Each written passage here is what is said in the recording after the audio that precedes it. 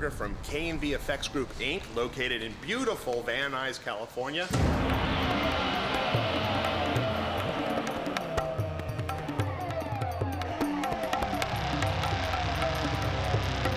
You're here visiting the place where we made all the creatures, all the scary things, all the horrifying things, and even a little bit cheesy things for Xena, Warrior Princess.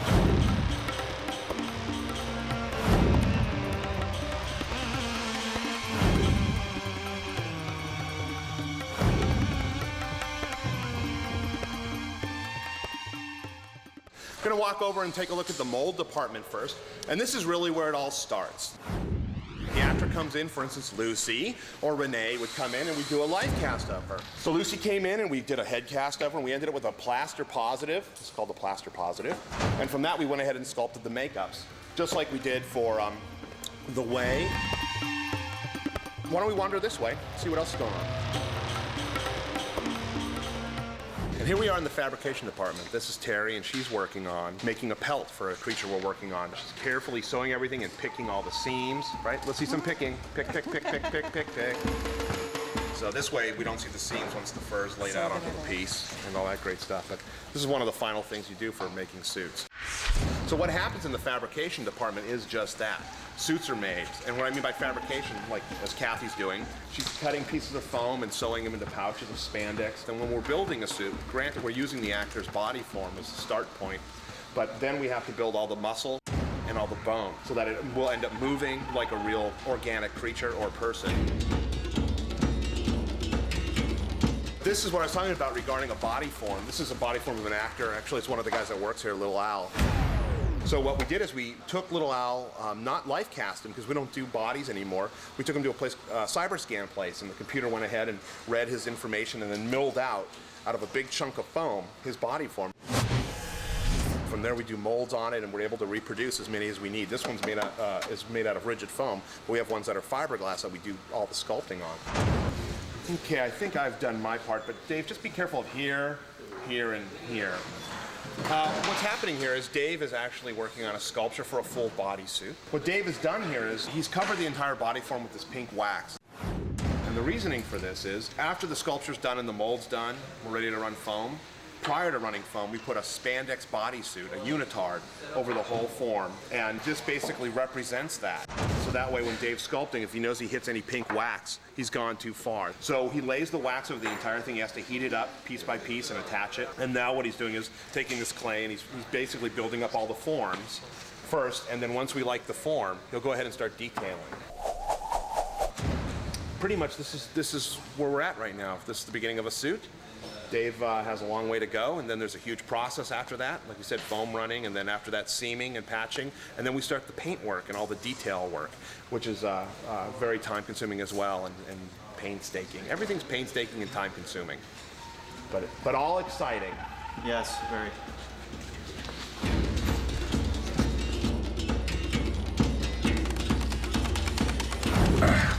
Okay. Hey, Mike. Listen, we really gotta be careful when we're using the power tools because this is, it's gonna be tough to claim, so. You all right? Yeah. Next one, will you let me know? Okay, all right. Do you need help? A little bit? Okay, just be careful, okay? Great, thanks. Hey, over here, Alex is working on doing detail work for one of the sculptures. And this will really give you an idea of how intricate it is. I mean, we saw what Dave was doing and he was just blocking out the forms, but this is where all the real detail comes in. And if I may, this plastic is part of Alex's sculpting tool. So you can see he's working in all the wrinkles and all the pore texture.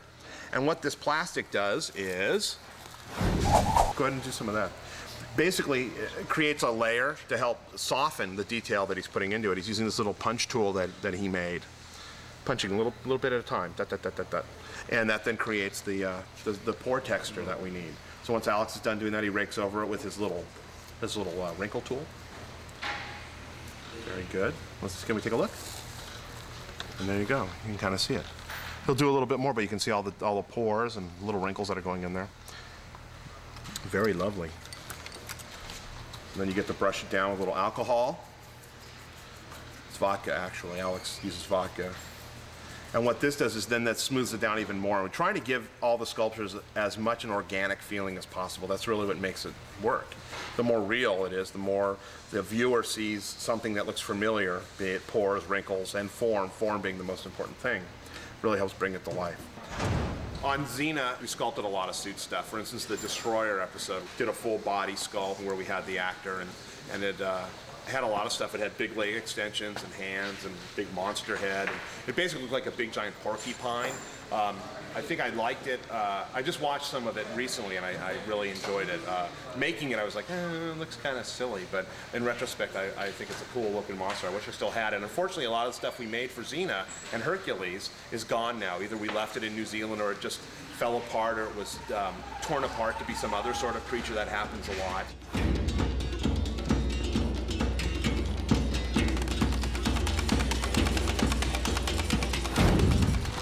You know, I was originally supposed to be in an episode of Xena, but I got cut out. Little Bird told me so. It's gonna be great. Me and Gabrielle were gonna be in this one scene where, Hey, this is the mechanical department, and actually what I'm operating is this cable-operated Raven we did for a film. There's different ways we go about mechanizing things. Take a look and see. Okay, this is from the way. This is actually Lucy's rig. We built these rigs that had all these multiple arms, and one's Indrajits, and this is actually called a slave mechanism. And the reason why it's called a slave mechanism is that whatever the puppeteer does, you can see a little owl in there.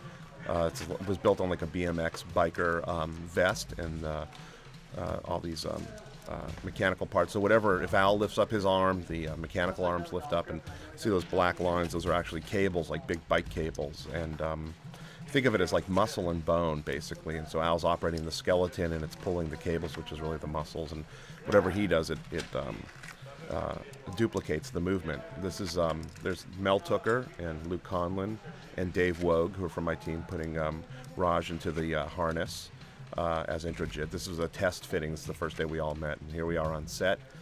And Raj has got this gelatin forehead appliance on, just to give him kind of that evil brow, and he's got his big mechanical arms. And it took 3 of us to operate this character, which I really, really liked a lot. It was really fun to do. If you notice the breaks at the arms, right there, right before the wrist bands, that's because we could take the hands off and on. We had open hands and closed hands, and hands that could hold swords and weapons and all that fun stuff. Here we are shooting some stuff with Raj.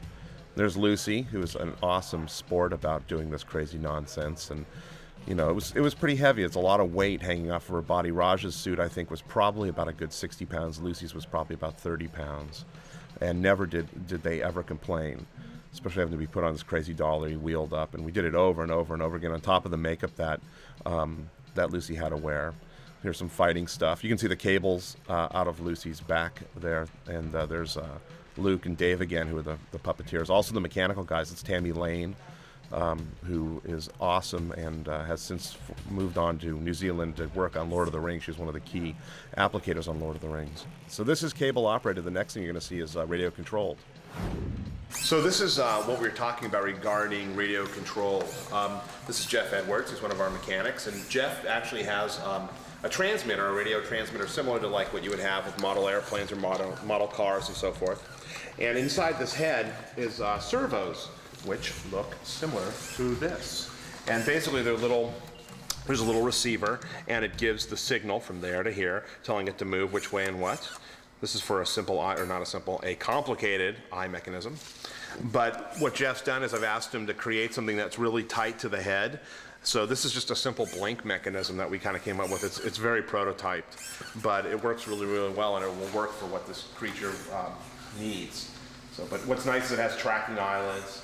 This is what Jeff's doing, which means tracking eyelids is not just opening and closing or blinking, but it actually makes it appear like the black orb, because this creature will probably have just a black eye. It's moving around because the eyelid is tracking and giving the illusion that the eyeball is moving around. Very good. Look at that. And it makes a lot of noise on set, which annoys the sound guys, but this time I think it's all right. Good job, Jeff. Thank you, sir.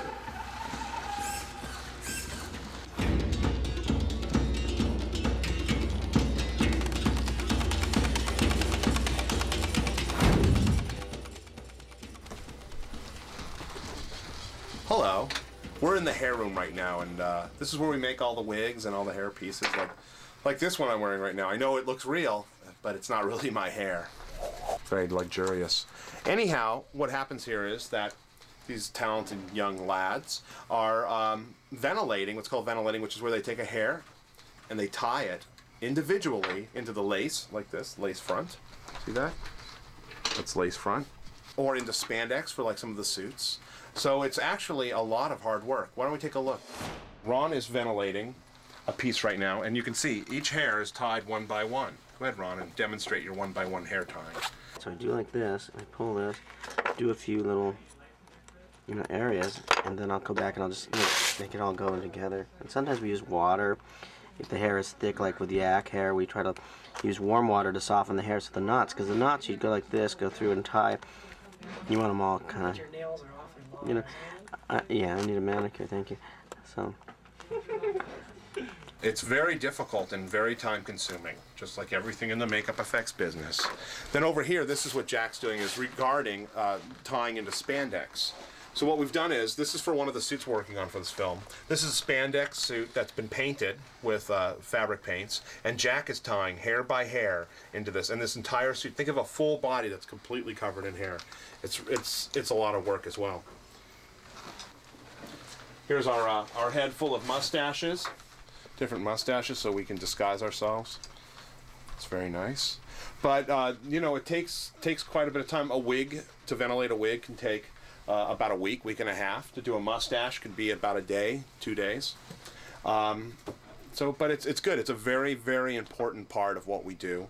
And as we saw for Hanuman, the whole suit was all hand-tied, and all the facial appliances and so forth.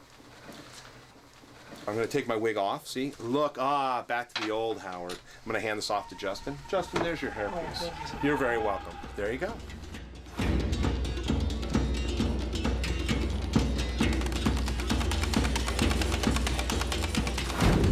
So here we are in the design room. It's actually kind of the makeup room, but there's design stuff here. This actually is a concept piece from the Way episode, where we were showing what we were planning on doing as far as turning Xena into Kali, and also demonstrating what the mechanism may be.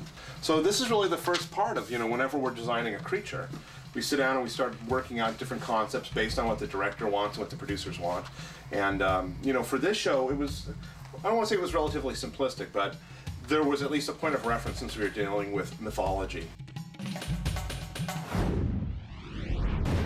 Hey, we're gonna go into my office next, which is really fun-filled. It's the room I always wanted when I was a kid, and now that I'm older, I can get it. So here is my office. I love my office. It's filled with stuff. Most people think it's junk, but I love it. So this is my room. So let's go to another fun room, the conference room, which has cool stuff all over the place. So let's go look, come on. When I first got interested in doing makeup effects, I was pretty young. I'd say probably about 8 years old. I was raised on movies. My dad was into films. He was a post-production sound editor. And I just loved films, and he loved films. And the films I grew up on were horror films, be it Universal, be it classic monsters, the cheesy ones. But I think what really hit me was when I saw Planet of the Apes. And I saw that and I went, that's what I'm going to do. I want to learn how to do makeup.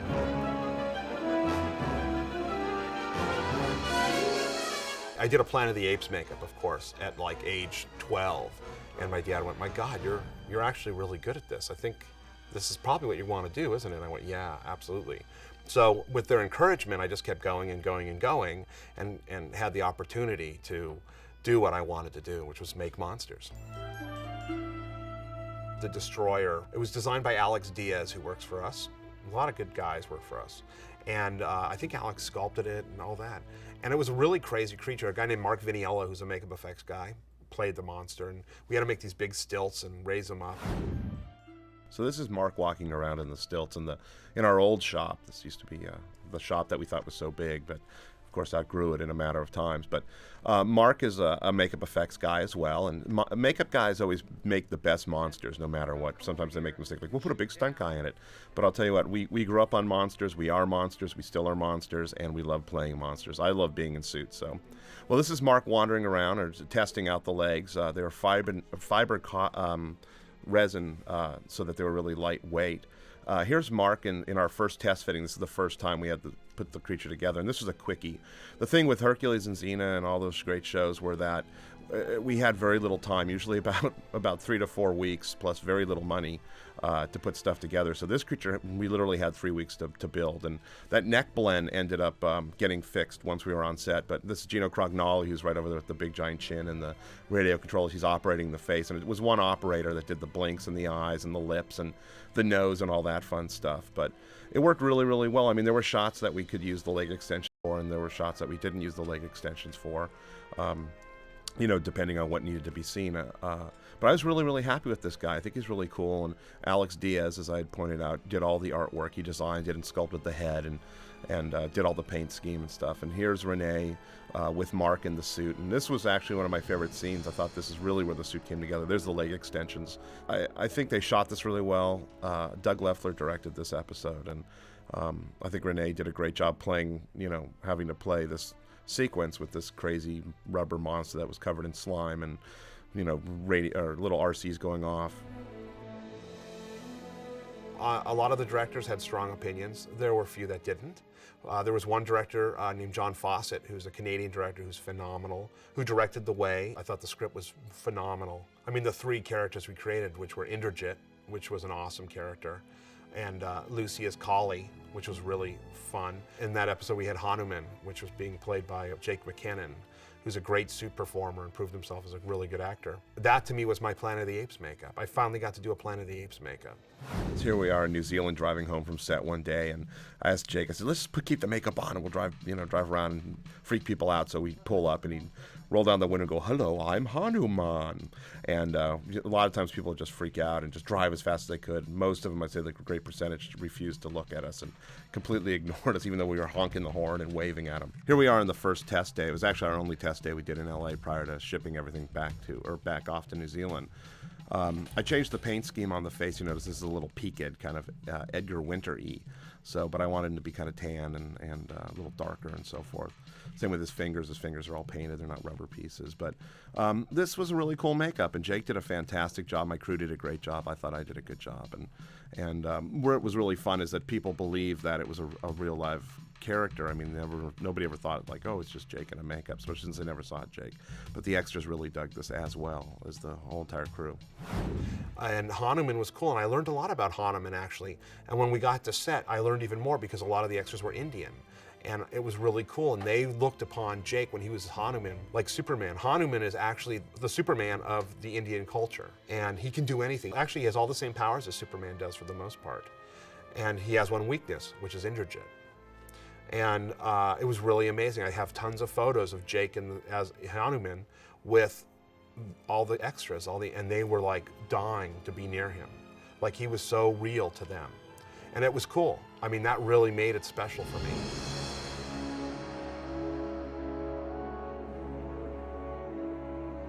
I enjoy it because I just get excited about seeing stuff. And the shows we have in right now are really exciting projects, and they make me enthusiastic. I'm dreaming about stuff every night, about what we're making and it being on set, and it's very all-consuming, and that's what gets me going. You know, I mean, I'm still excited. I'm still have the energy. I feel like I'm a mature 17-year-old. So, no, not mature, sort of mature 17-year-old.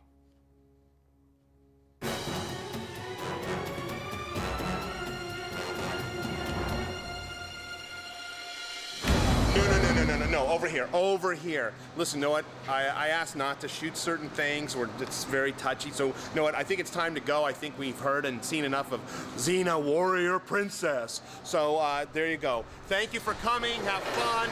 Good luck. Enjoy the video.